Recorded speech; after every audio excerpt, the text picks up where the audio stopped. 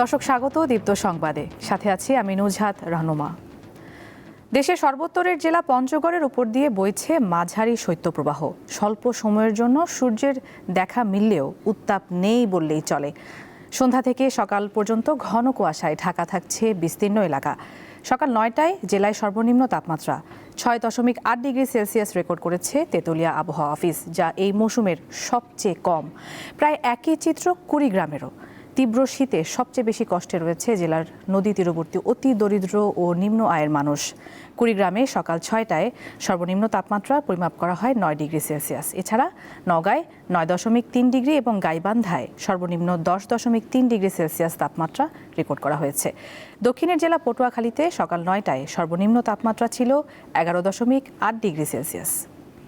ত্রয়োদশ জাতীয় সংসদ নির্বাচন অবাধ, সুষ্ঠু ও নিরপেক্ষ করতে সব ধরনের সহায়তা দিবে ইউরোপীয় ইউনিয়ন। পর্যায়ক্রমে ২০০ পর্যবেক্ষক পাঠাবে তারা। বৃহস্পতিবার সিইসির সঙ্গে দেখা করে কথা জানিয়েছে ইইউ নির্বাচন পর্যবেক্ষক মিশন। সিইসি জানান, আর কোনো পাতানো নির্বাচন হবে না, সবার জন্য লেভেল প্লেইং ফিল্ড নিশ্চিত করা হবে। এদিকে ইসিতে আপিলের চতুর্থ দিনে আবেদন জমা পড়েছে ১৭৪টি। বৃহস্পতিবার বিকেলে রাজধানীর আগারগাঁওয়ের নির্বাচন ভবনে যায় ইউরোপীয় ইউনিয়নের নির্বাচন পর্যবেক্ষক মিশনের প্রধান ইভার্স ইজাবসের নেতৃত্বে ৪ সদস্যের প্রতিনিধি দল। তারা প্রধান নির্বাচন কমিশনার এএমএম নাসিরউদ্দিনের সাথে সাক্ষাৎ করেন। পরে ইইউ প্রতিনিধি দলের প্রধান জানান, সুষ্ঠু নির্বাচন আয়োজনের জন্য অন্তর্বর্তী সরকার ও নির্বাচন কমিশনকে ইইউ সব ধরনের সহযোগিতা দেবে। বাংলাদেশ ইউরোপীয় ইউনিয়নের জন্য একটি গুরুত্বপূর্ণ রাষ্ট্র। বাংলাদেশে যাতে অবাধ ও সুষ্ঠু প্রক্রিয়ায় নির্বাচন অনুষ্ঠিত হয়, সেজন্য গভীর আগ্রহে অপেক্ষা করছে ইইউ। এর আগে ইসিতে সংক্ষুব্ধদের আপিল কার্যক্রম পরিদর্শনে গিয়ে সিইসি বলেন, দেশে আর কোনো পাতানো নির্বাচন হবে না, এজন্য রাজপথে নামারও দরকার হবে না। কোনো পাতানো নির্বাচন হবে না, রাজপথে নামারও দরকার হবে না। কোনো পাতানো নির্বাচন দেশে ইনশাল্লাহ হবে না। ইসিতে আপিলের চতুর্থ দিন নির্দিষ্ট সময় শেষ হওয়ার পরও দীর্ঘ লাইন দেখা গেছে সংক্ষুব্ধ ব্যক্তিদের। ভোটের পরিবেশ নিয়ে অসন্তোষ যেমন রয়েছে, সেই সাথে স্বতন্ত্র প্রার্থীদের ১% স্বাক্ষর তালিকা জমা দেওয়ার নিয়ম বাতিলের দাবি জানান কেউ কেউ। একটা দল নিবন্ধন পাইতে গেলে গোটা বাংলাদেশে ২০,০০০ প্রার্থী সমর্থন লাগে লোকের, অথচ আমি একজন স্বতন্ত্র প্রার্থী, আমার একার লাগবে ৫,৫০০। এটা টোটালটা একটা বৈষম্যমূলক একটা আইন। এই ৩ জন ব্যক্তি এখানে সাইন দিয়েছিল, তাদের বিষয়ে তাদের সরাসরি বাড়ি থেকে হুমকি দেওয়া হচ্ছে যে নির্বাচনের পর আমরা আপনাকে দেখে নিব। ভোট বাছাইয়ের দিন আমার সাথে বৈষম্য করছে। আমার দিচ্ছে 11:30 মিনিটে টাইম, রিটার্নিং অফিসার 10টায় রিটার্ন, কোনো সিডিও দেয় নাই, কোনো যোগাযোগ করে নাই। আমাদেরকে খোঁড়া অজুহাতে আমার প্রার্থিতা বাতিল করেছে। চতুর্থ দিনের ১৭৪টি সহ আপিলের সংখ্যা বেড়ে হয়েছে ৪৬৯। ৯ জানুয়ারি শেষ হচ্ছে আপিল গ্রহণ। শিউলি শবনম, দীপ্ত সংবাদ, ঢাকা। পাবনা মানসিক হাসপাতালে চিকিৎসা শেষে সুস্থ হয়েছেন, তবুও বছরের পর বছর ধরে হাসপাতালেই পড়ে আছেন অনেকেই। কাউকে আবার ভুল ঠিকানা দিয়ে ভর্তি করিয়ে খোঁজ রাখেনি পরিবার। কোথাও যাওয়ার জায়গা না থাকায় হাসপাতালেই কাটছে তাদের জীবন।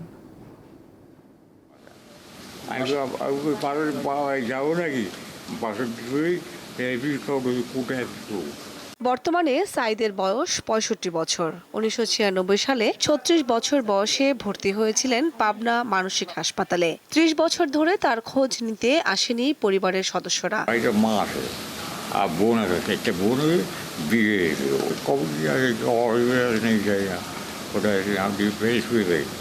শুধু সাইদ নয়, তার মতো এমন আরো অনেকেই আছেন যারা সুস্থ হয়েও পড়ে আছেন মানসিক রোগীদের সাথে। যখন জানতে পারেন পরিবার থেকে তাদের খোঁজে কেউ আসে না, তখন তাদের দিন কাটে চরম হতাশায়। আবার বয়সের ভারে নুয়ে পড়েছেন অনেকেই। 14-15 বয়স আমার, তখন আমার এই মাথার প্রবলেম। তো তখন থেকে আমি আউটডোর থেকে ওষুধ খাতি যারা মানসিক রোগী তারা তো সবসময় ওষুধ খাইতে চায় না, তো আমি ওষুধ খাচ্ছি। ভালো ফ্যামিলির লোকজন আসে, দেখা যাচ্ছে যে একটা মেন্টাল পেশেন্ট যদি ওদের বাসায় থাকে, ওরা সমাজে ওরা মানহানি মনে করে, ওরা যার কারণে এখান থেকে নিতে চায় না, ভুল ঠিকানা দিয়ে যায়। হ্যাঁ, ওরা তো পরিবেশ মনে করেন যে এখানে থেকে গেলে ওরা জীবনযাপন করতে পারবে। চিকিৎসক ও জনবল সংকটে ব্যাহত হচ্ছে মানসিক হাসপাতাল চিকিৎসা কার্যক্রম। সাধারণত রোগীরা তো অন্য জায়গায় কোনো অসুস্থ হলে সঙ্গে সঙ্গে তারা হসপিটালে দেয়, কিন্তু মেন্টাল হসপিটালে অনেক উদা ফকির কবিরা বিভিন্ন দেখায় লাশ পর্যায়ে এখানে নিয়ে আসে। কুসংস্কার আর পরিবারের অবহেলার কারণে এসব রোগীরা পুরোপুরি স্বাভাবিক জীবনে ফিরতে পারছেন না বলে মনে করেন চিকিৎসকরা। তবে আমাদের মানসিক স্বাস্থ্য বিষয়ে কিন্তু এখনো কুসংস্কার বিদ্যমান, যে আমাদের 100 জন মানসিক রোগীর মধ্যে মাত্র 8 জন আসে চিকিৎসকের কাছে, আর 92 জন রোগী কিন্তু ডাক্তারের কাছে আসে না। তারা বিভিন্ন অপচিকিৎসার শিকার হয়। এটা সবচেয়ে বড় বাধা, যেখানে আমাদের সচেতনতার অভাব। এটাই হলো প্রধান এবং প্রথম বাধা। 1957 সালে প্রতিষ্ঠিত পাবনা মানসিক হাসপাতালে বর্তমানে রোগী আছে 500 জন, তবে শয্যা আছে 350টি, আর টাকা দিয়ে সেবা নিতে হয় 150টি শয্যায়। কামরুন নাহার, দীপ্ত, বার্তাকক্ষ। আন্তর্জাতিক প্রসঙ্গ। ইরানের সরকার বিরোধী বিক্ষোভ আরও তীব্র হয়েছে। পরিস্থিতির দ্রুত অবনতি হওয়ায় দেশজুড়ে ইন্টারনেট সংযোগ বন্ধ করে দেওয়া হয়েছে। বৃহস্পতিবার ইরানের শেষ শাসকের ছেলে রেজা পেহলভির আহ্বানে রাস্তায় নামেন তার হাজারো সমর্থক। রাজধানী তেহরান সহ বিভিন্ন শহরে বিক্ষোভ ছড়িয়ে পড়ে। এ সময় তারা সরকারের বিরুদ্ধে বিভিন্ন স্লোগান দেন। যুক্তরাষ্ট্র ভিত্তিক মানবাধিকার পর্যবেক্ষণ সংস্থা human rights activists news agency জানিয়েছে, গত 12 দিনে ইরানের 31টি প্রদেশের মধ্যে 25টির 348টি স্থানে বিক্ষোভ ছড়িয়ে পড়েছে। বিক্ষোভ শুরুর পর থেকে ইরানে এখন পর্যন্ত অন্তত 21 জন নিহত হয়েছেন, যার মধ্যে নিরাপত্তা বাহিনীর সদস্যও রয়েছেন। সহিংসতার জেরে পুলিশের মোটরসাইকেল, রাষ্ট্রীয় টিভি সংশ্লিষ্ট ভবন, গভর্নর অফিস ও সর্বোচ্চ নেতা আয়াতুল্লাহ আলী খামেনির ছবিতে আগুন ধরিয়ে দেন বিক্ষোভকারীরা। বিপিএলে দিনের প্রথম ম্যাচে দুপুর 2টায় চট্টগ্রাম রয়্যালসের প্রতিপক্ষ রাজশাহী ওয়ারিয়র্স। সন্ধ্যা 7টায় নোয়াখালী এক্সপ্রেস খেলবে রংপুর রাইডার্সের বিপক্ষে। 6 ম্যাচে 4 জয় আর 2 পরাজয়ে টেবিলের টপার চট্টগ্রাম। এই দলটি মালিকানায় রয়েছে বিসিবি। নেট রান রেটেও বাকি 5 দলের চেয়ে তারা বেশ এগিয়ে। বিপরীতে 4 জয় আর 1 পরাজয়ে পয়েন্ট টেবিলের 4 নম্বরে রাজশাহী ওয়ারিয়র্স। টুর্নামেন্ট থেকে বিদায় নিশ্চিত হওয়া নোয়াখালী এক্সপ্রেসের জন্য বাকি ম্যাচগুলোতে অংশ নেওয়া নিয়ম রক্ষার মতো। আজকের প্রতিপক্ষ রংপুর রাইডার্সের বিপক্ষে যদিও জয় পায়, তা হবে এবারের আসরের সবচেয়ে বড় অঘটন। 4 জয়ে তারা আছে টেবিলের 2 নম্বরে। আবেগ নয়, ক্রিকেটের ভবিষ্যৎ চিন্তা করে ভারতের মাটিতে বিশ্বকাপ খেলতে যাওয়ার সিদ্ধান্ত নেওয়া প্রয়োজন ছিল বলে মনে করেন ক্রিকেটার তামিম ইকবাল। বৃহস্পতিবার বিকেলে জিয়া আন্তঃবিশ্ববিদ্যালয় টি10 ক্রিকেট টুর্নামেন্টের সংবাদ সম্মেলনে ব্র্যান্ড অ্যাম্বাসেডর হিসেবে উপস্থিত থেকে তিনি এ কথা বলেন। 32টি দল নিয়ে আজ থেকে সিটি ক্লাব মাঠে শুরু হবে এই প্রতিযোগিতা। সংবাদ সম্মেলনে প্রধান অতিথি হিসেবে উপস্থিত ছিলেন টুর্নামেন্টের প্রধান উপদেষ্টা ও বিএনপির কেন্দ্রীয় ক্রীড়া বিষয়ক সম্পাদক ও ঢাকা মহানগর উত্তরের আহ্বায়ক আমিনুল হক।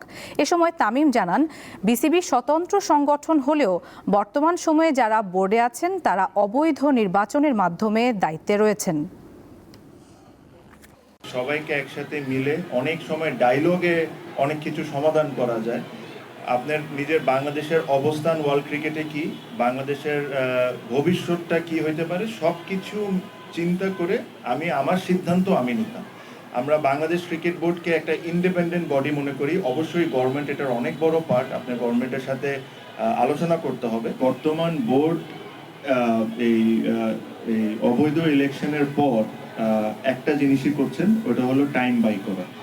আমি কেন এই কথাটা বলছি, আমি খেলা বাংলাদেশের মাটিতে হবে না এটার পক্ষে আমি না।